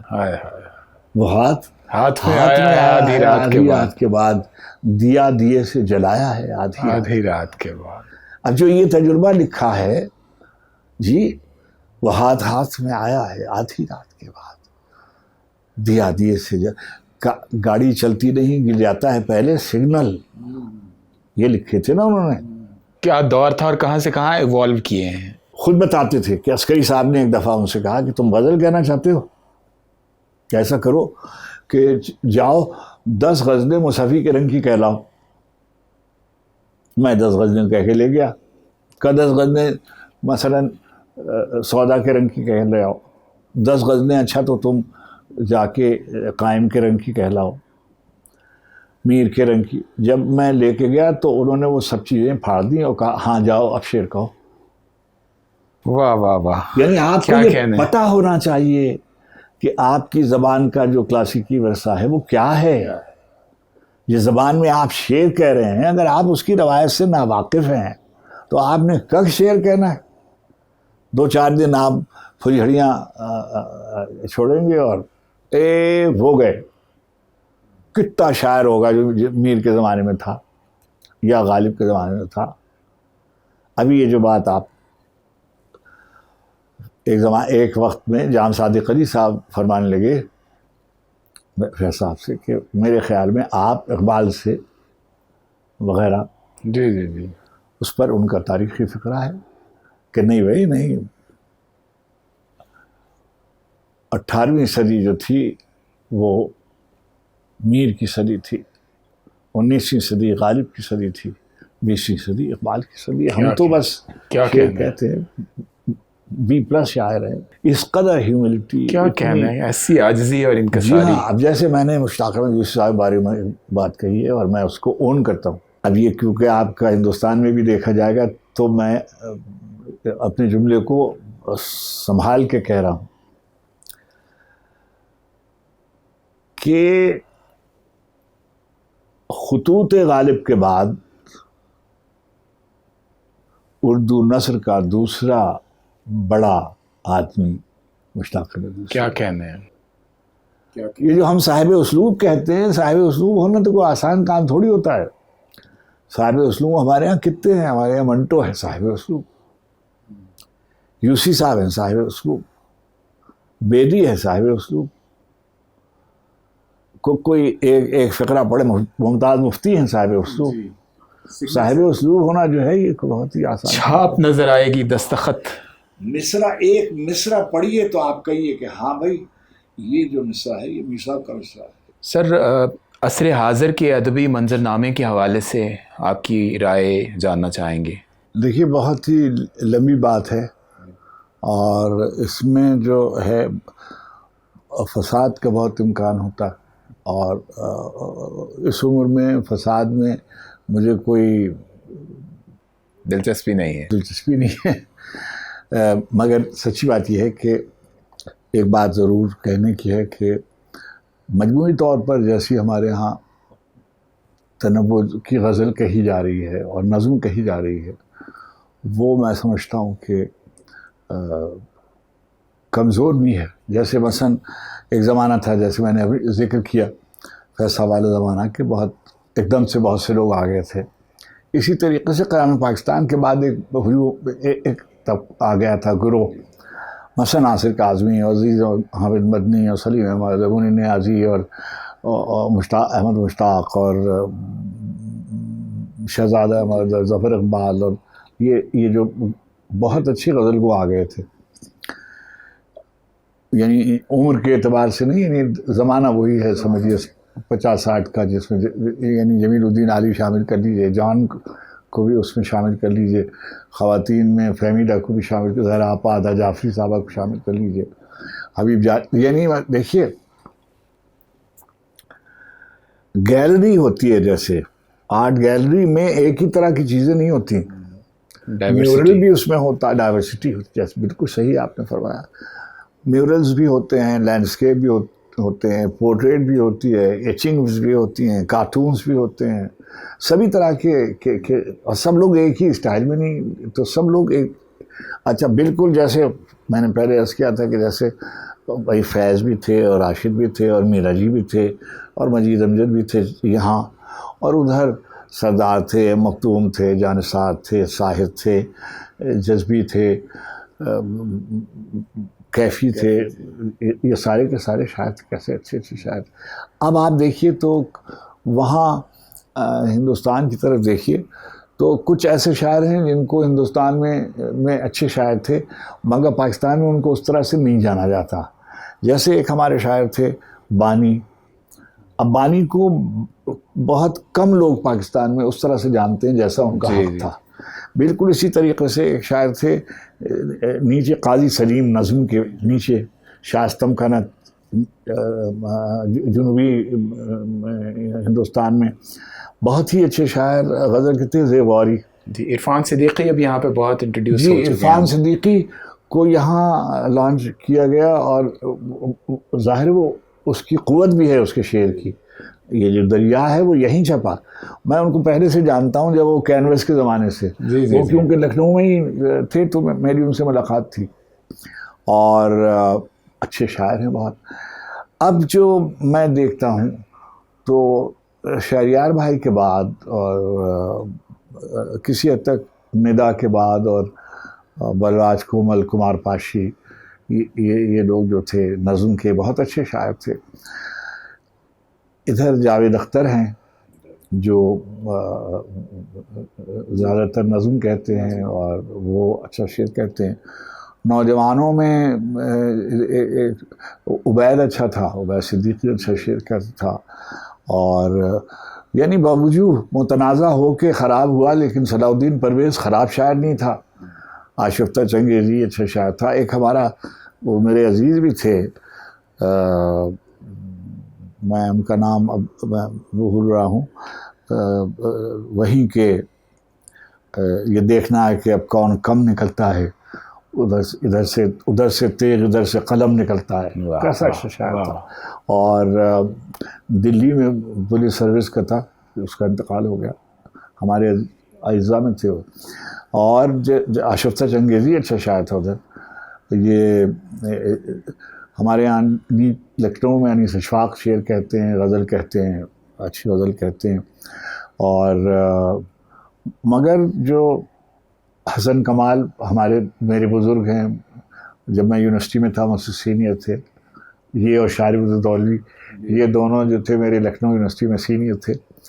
اور میں آپ سے ایک بات کہوں، کیونکہ یہ ہندوستان میں بھی دیکھا جائے گا، ابھی ہندوستان لکھنؤ یونیورسٹی کے 100 برس سیلیبریٹ ہوئے، تو مجھے بھی وہاں سے سٹیزنز آف لکھنؤ نے انٹرویو کیا تھا، تو مجھے بہت سے اعزازات میسر آئے.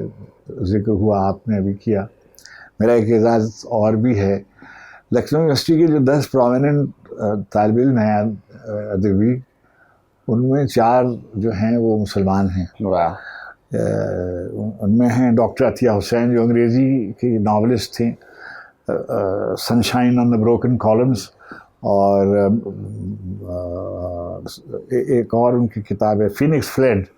یہ 2 ناول ہیں، ترجمہ انتظار حسین نے کیا، عطیہ حسین، ڈاکٹر عطیہ حسین، اور سجاد ظہیر صاحب، قرۃ العین حیدر اور میں. تو مجھے اس کا بھی بہت فخر ہے کہ مجھے وہاں مشاہیر ہیں. جی. تو یہ ہے. یہاں دیکھیے نثر میں پچھلے دنوں ہمارے یہاں اردو میں ناول نسبتاً کم لکھا گیا. ہمارے بڑے جو تھے یعنی منٹو بیدی، کرشن، غلام عباس قاسمی، ممتاز مفتی، اشفاق احمد، افسانے بانو قدسیہ، خدیجہ مستور، حاجرہ مسعود، موسٹلی اس میں بعض لوگوں نے ناول بھی لکھے ہیں. یہ خدیجہ اپن لکھا، شارٹ سٹوریز کی طرف توجہ زیادہ رہی ہے. مگر ابھی پچھلے 10 برسوں میں بہت اچھے ناول لکھے گئے.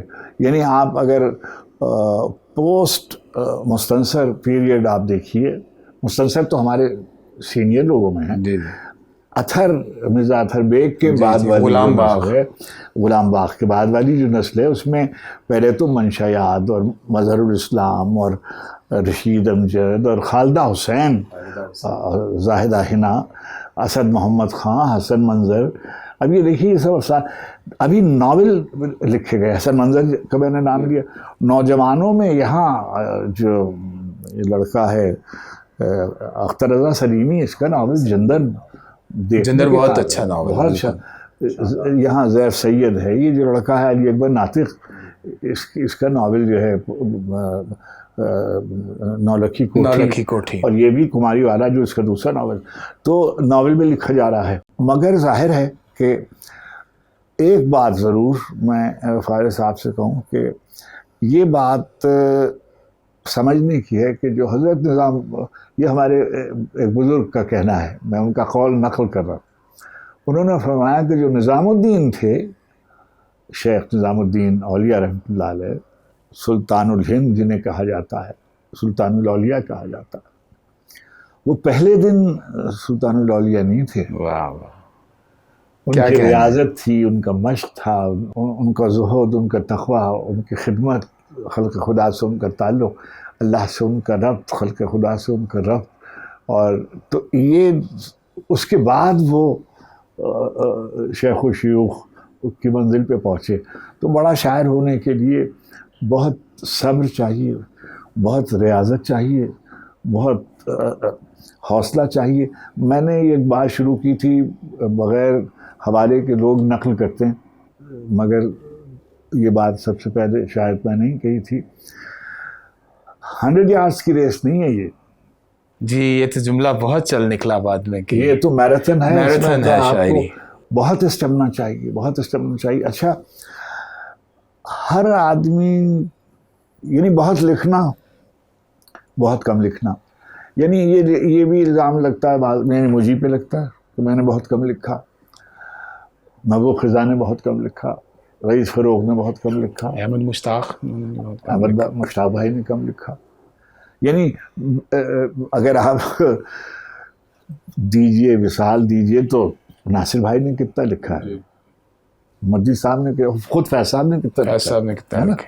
لیکن کم لکھنا اور خراب لکھنا، اور زیادہ لکھنا اور زیادہ خراب لکھنا، یہ بالکل مختلف بات. لیکن زیادہ لکھنا بھی، میر صاحب نے زیادہ بھی لکھا، اچھا بھی لکھا. اقبال نے زیادہ بھی لکھا اور اچھا بھی لکھا. یعنی اقبال کا جو کلیات ہے فارسی کا، وہ یعنی 60% اردو سے زیادہ ہے.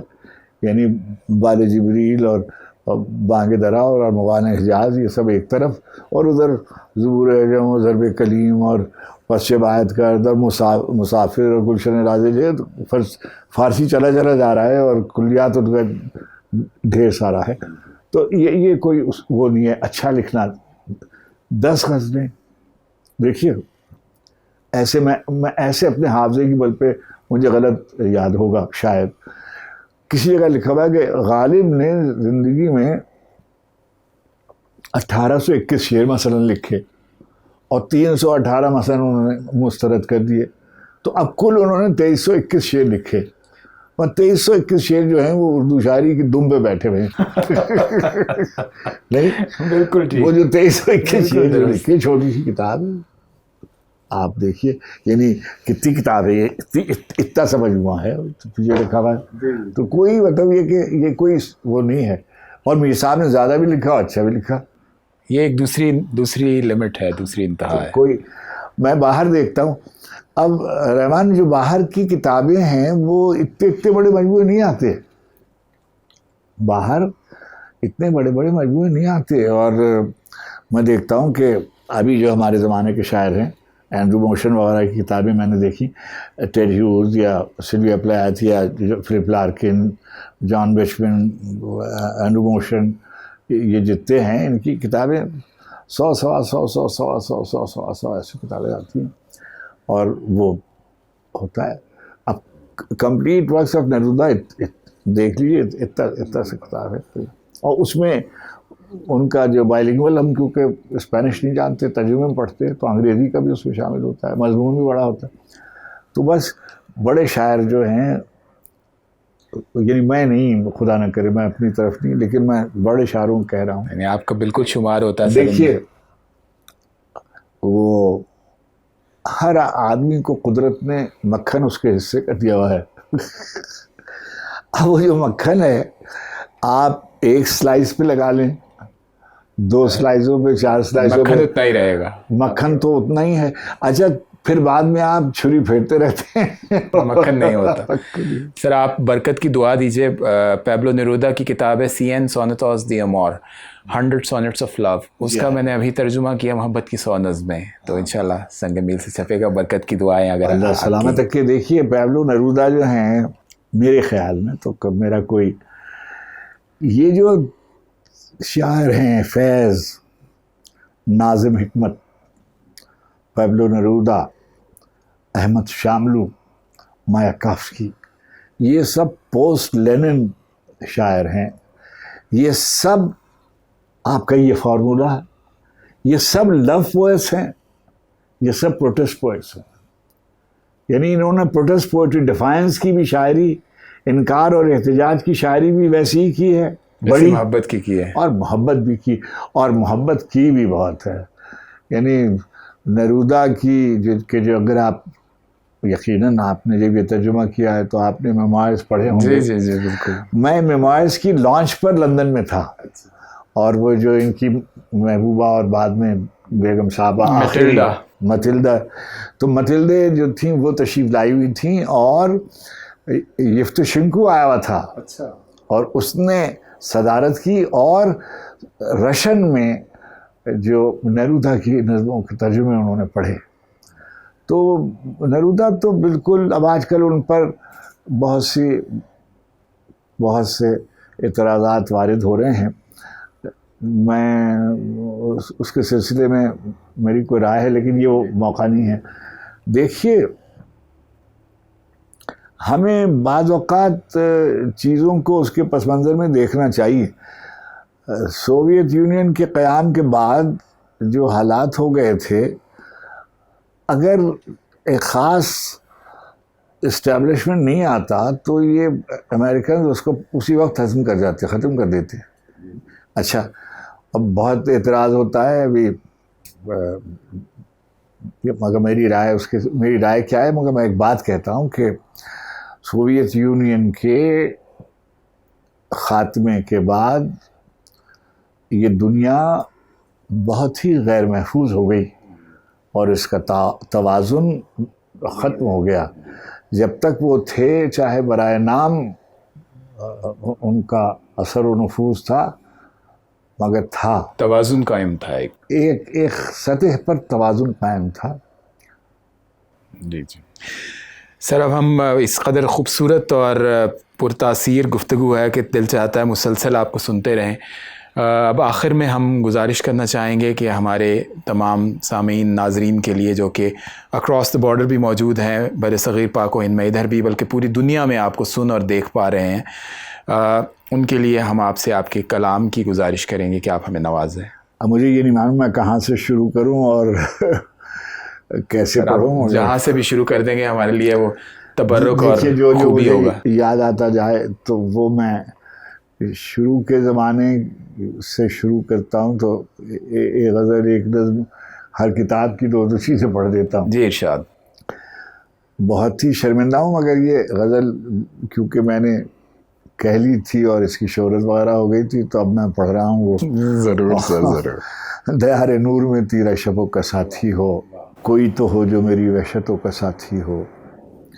دیار نور میں تیرا شبوں کا ساتھی ہو, کوئی تو ہو جو میری وحشتوں کا ساتھی کوئی ہو. تو ہو جو میری وحشتوں کا ساتھی ہو. میں اس سے جھوٹ بھی بولوں تو مجھ سے سچ بولے. بھائی کیا کہہ رہے ہیں. میں اس سے جھوٹ بھی بولوں تو مجھ سے سچ بولے. میرے مزاج کے سب موسموں کا ساتھی ہو. کیا کہہ رہے ہیں. وہ میرے نام کی نسبت سے معتبر ٹھہرے. وہ میرے نام کی نسبت سے معتبر ٹھہرے. گلی گلی میری رسوائیوں کا ساتھی ہو. وہ خواب دیکھے تو دیکھے میرے حوالے سے.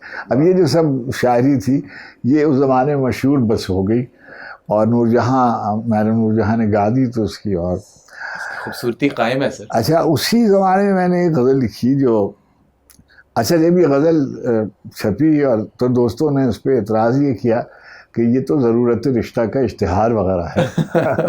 اچھا میں بڑا بددل ہوا لیکن کیونکہ میں نے کہی تھی اب میں کیا اس سے انکار کروں. کوئی جنوں کوئی سودا نہ سر میں رکھا جائے. کوئی جنوں کوئی سودا نہ سر میں رکھا جائے. بس ایک رزق کا منظر نظر میں رکھا جائے. کوئی جنوں کوئی سودا نہ سر میں رکھا جائے. بس ایک رزق کا منظر نظر میں رکھا جائے. اسی کو بات نہ پہنچے جسے پہنچنی ہو.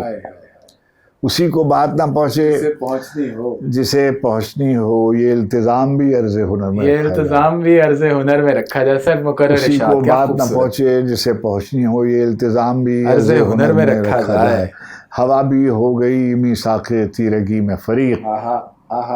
ہوا بھی ہو گئی میثاق تیرگی میں فریق. کوئی چراغ نہ اب رہ گزر میں رکھا جائے. ہوا بھی ہو گئی میثاق تیرگی میں فریق. کوئی چراغ نہ اب رہ گزر میں رکھا جائے. وفا گمان ہی ٹھہری تو کیا ضرور کہ اب لحاظ ہم سفری بھی سفر میں رکھا جائے. بہت خوب. وفا گمان ہی ٹھہری تو کیا ضرور کہ اب لحاظ ہم سفری بھی سفر میں رکھا جائے. ہر ایک سے پوچھتے پھرتے ہیں تیرے خانہ بدوش. ہر ایک سے پوچھتے پھرتے ہیں تیرے خانہ بدوش. عذاب دربدری کس کے گھر میں رکھا جائے. ہر ایک سے پوچھتے پھرتے ہیں تیرے خانہ بدوش.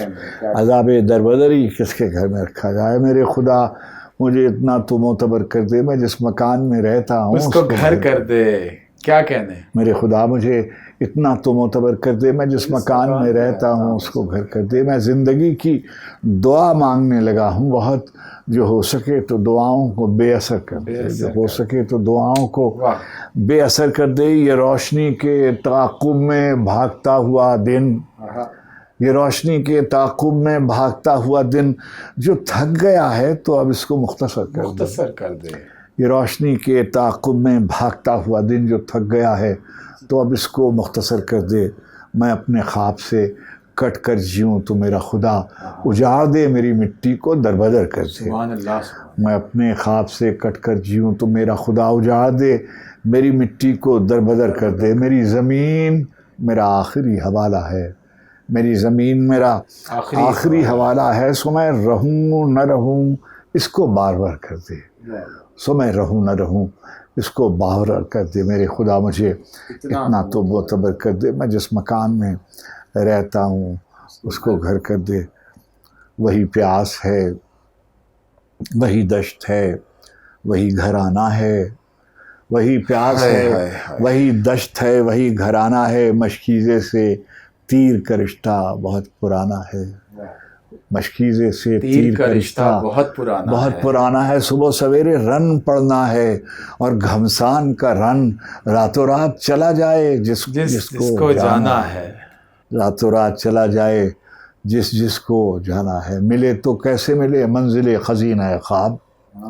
ملے تو کیسے ملے منزل خزینہ خواب، وہی بہشت مقدر وہی مدینہ خواب، وہی مدینہ خواب، کہاں دمشق مقدر کہاں مدینہ خواب، ملے تو کیسے ملے منزل خزینہ خواب، وہی دمشق مقدر وہی مدینہ خواب۔ سیاہ خانہ خوف و ہراس میں ایک شخص سنا رہا ہے مسلسل حدیث زینہ خواب، سیاہ خانہ خوف و ہراس میں ایک شخص سنا رہا ہے مسلسل حدیث زینہ خواب۔ جنوں کا ورد و وظیفہ نہ اس میں اعظم عشق، تو پھر یہ کیسے کھلے گا طلسم سینہ خواب، طلسم سینہ خواب، جنوں کا ورد و وظیفہ نہ اس میں اعظم عشق، تو پھر یہ کیسے کھلے گا طلسم سینہ خواب۔ خروش گریہ بے اختیار ایسا تھا، خروش گریہ بے اختیار ایسا تھا، تڑق کے ٹوٹ گیا رات آپ کی نئے خواب، تڑق کے ٹوٹ گیا رات آپ کی نئے خواب۔ خروش گریہ بے اختیار ایسا تھا، تڑق کے ٹوٹ گیا رات آپ کی نئے خواب۔ انیس و آتش و اقبال سے مسلسل ہے، انیس و آتش و اقبال سے مسلسل ہے یہ سادہ کاری، یہ سنائی نگینہ خواب، ملے تو کیسے ملے منزل خزینہ خواب، کہاں دمشق مقدر کہاں مدینہ خواب۔ دیکھیے کہ کوئی حریم لفظ میں کس درجہ بے ادب نکلا، حریم لفظ میں کس درجہ بے ادب نکلا، جسے نجیب سمجھتے تھے کم نسب نکلا، حریم لفظ میں کس درجہ بے ادب نکلا، جسے نجیب سمجھتے تھے کم نسب نکلا۔ سپاہ شام کے نیزے پہ آفتاب کا سر، سپاہ شام کے نیزے پہ آفتاب کا سر، کس اہتمام سے پروردگار شم نکلا۔ اب بھی توہین اطاعت نہیں ہوگی ہم سے، دل نہیں ہوگا تو بیعت نہیں ہوگی ہم سے، سبحان اللہ۔ اب بھی توہین اطاعت نہیں ہوگی ہم سے، دل نہیں ہوگا تو بیعت نہیں ہوگی ہم سے۔ روز ایک تازہ قصیدہ نئی تشبیب کے ساتھ، رزق برحق ہے یہ خدمت نہیں ہوگی۔ واہ واہ واہ، یہ یوسفی صاحب نے آپ کا مصرع بھی یوز کیا، رزق برحق ہے یہ خدمت نہیں ہوگی ہم سے۔ روز ایک تازہ قصیدہ روز ایک تازہ قصیدہ نئی تشبیب کے ساتھ، رزق پر حق ہے یہ خدمت نہیں ہوگی ہم سے۔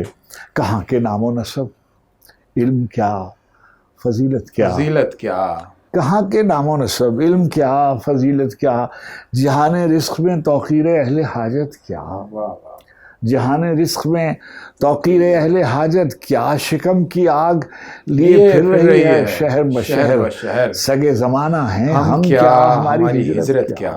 واہ واہ واہ، شکم کی آگ لیے پھر رہی ہے شہر بشہر، سگے زمانہ ہیں ہم کیا ہماری ہجرت کیا، ہم کیا ہماری ہجرت کیا۔ اور کیا کہ سگے زمانہ مال عزت سادات عشق دیکھ کے ہم، مال عزت سادات عشق دیکھ کے ہم بدل گئے تو بدلنے پہ اتنی حیرت کیا۔ واہ واہ واہ، مال عزت سادات عشق دیکھ کے ہم بدل گئے تو بدلنے پہ اتنی حیرت کیا، بدل گئے تو بدلنے پہ اتنی حیرت کیا۔ خمار خانہ ہستی میں ایک بازی پر تمام عمر لگا دی تو اب شکایت کیا، تمام عمر لگا دی تو اب شکایت کیا۔ فروغ صنعت قداوری کا موسم ہے، فروغ صنعت قداوری کا موسم ہے، سبک ہوئے پہ بھی نکلا ہے قد و قامت کیا، سبک ہوئے پہ بھی نکلا ہے قد و قامت کیا۔ انہی میں جیتے انہی بستیوں میں مر رہتے، انہی میں جیتے انہی بستیوں میں مر رہتے، یہ چاہتے تھے مگر کس کے نام پر رہتے، انہی میں جیتے انہی بستیوں میں مر رہتے، یہ چاہتے تھے مگر کس کے نام پر رہتے۔ پیمبروں سے زمینیں وفا نہیں کرتی، پیمبروں سے زمینیں وفا نہیں کرتی، ہم ایسے کون خدا تھے کہ اپنے گھر رہتے۔ کیا کہنے، کیا کہنے، پیمبروں سے زمینیں وفا نہیں کرتی، ہم ایسے کون خدا تھے کہ اپنے گھر رہتے۔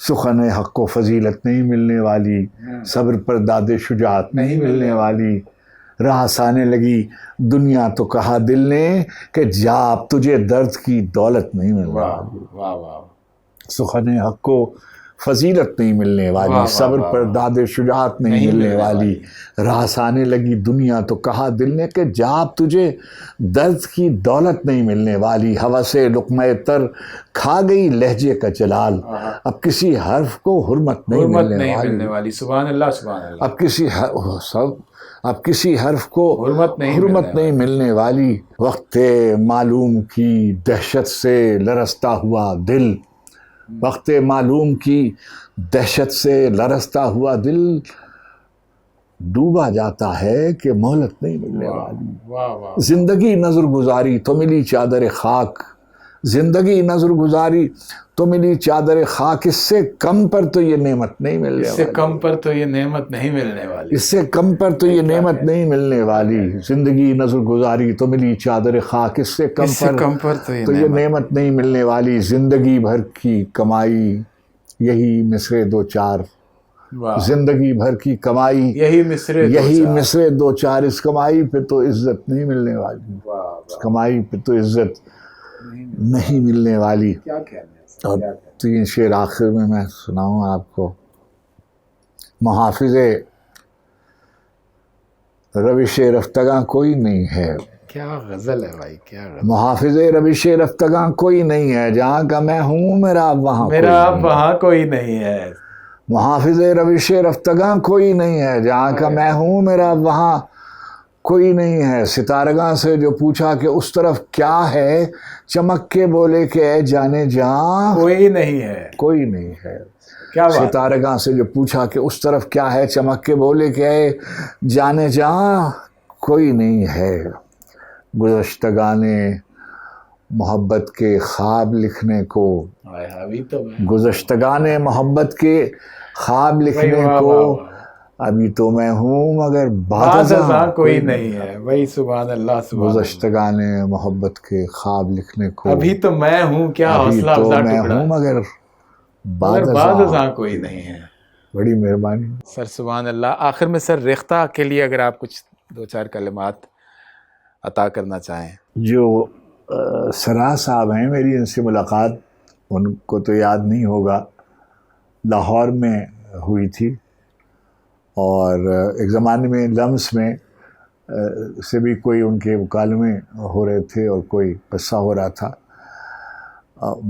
ان کے اندر ایک میڈنس ہے اور ایک پیشن ہے اور ایک کمٹمنٹ ہے، اور اس زمانے میں اردو سے محبت جو ہے یہ ایک گھاٹے کا سودا ہے، اس لیے کہ اس سے دنیا میں کوئی فائدہ جڑا ہوا نہیں ہے، مالی منفعت نہیں ہے، ایک خسارے کا سودا ہے، مگر جو محبت کرنے والے ہیں خسارے کو کہاں دیکھتے ہیں، اور ان کے نزدیک کچھ نہیں ہے۔ اور میں دیکھتا ہوں کہ دیکھتے دیکھتے یہ جو ادارہ ہے یہ ساری دنیا میں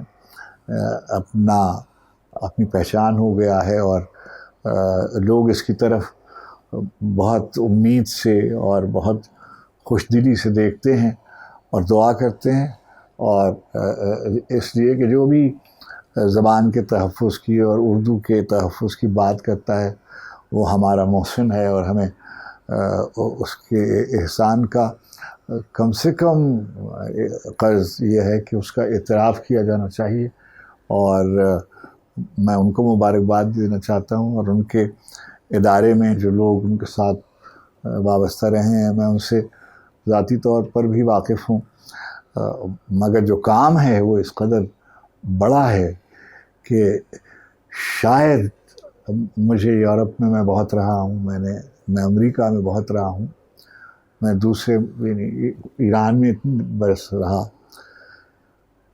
علمی ادبی ادارہ کوئی ایسا کم دیکھنے میں آیا ہے جتنی جہتوں میں بہت مختصر عرصے میں ریختہ نے کامیابی حاصل کی ہے۔ ان کی پوری ٹیم ہماری داد کی اور تحسین کی مستحق ہے۔ خواتین و حضرات، یہ تھے ہمارے نادر روزگار شخصیت، قابل صد احترام شخصیت جناب افتخار عارف، اور مجھے یقین ہے کہ ان کے ساتھ آج کی ہونے والی تاریخی گفتگو اور ان کی باکمال شاعری سے آپ سب لوگ بہت لطف اندوز ہوئے ہوں گے، بہت کچھ سیکھا ہوگا ان سے۔ ہم ایک بار پھر تمام چاہنے والوں اور ریختہ کی طرف سے خصوصی طور پر ان کا شکریہ ادا کرتے ہیں۔ اگلے پروگرام تک کے لیے اپنے میزبان رحمان فارس کو اجازت دیجیے۔ خدا حافظ۔